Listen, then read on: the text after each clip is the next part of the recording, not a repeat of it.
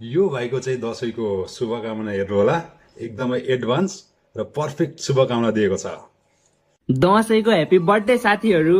बालेन जस्तो नझुक्नु, प्रचण्डे जस्तो नलुक्नु, केपी बा जस्तो नहराउनु, हर्क साम्पाङ जस्तो परिवर्तनको लागि कराउनु, कोहीसित पनि नडराउनु, हिँड्दा ठेस नलागोस्, रविलाई जस्तो केस नलागोस्, सरस्वती माताले सधैँ बास गरून्, आर्जु राणा जस्तो छेउछाउ पनि नपरुन्, किन्ने चिज बिज सबै सस्तो होस्, भाग्य महावीर पुनको जस्तो होस्, सबैको मनले शान्ति पाओस्, शेरबहादुरको जस्तो दिन नआओस्, मिनबहादुर जस्तै धनी हुनु, हाँसीका दिदी जस्तै ज्ञानी हुनु, कुलमान जस्तै मौलाउनु, महेश बस्ने जस्तो नबौलाउनु।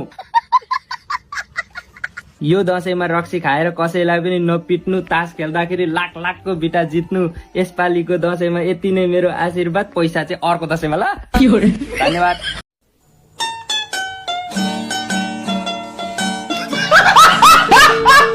यहाँहरू सम्पूर्णमा विजय दशमी 2082 को हार्दिक मङ्गलमय शुभकामना दिन चाहन्छु। यहाँहरूको दिन राम्रो होस्, जिन्दगी राम्रो होस्। जय नेपाल।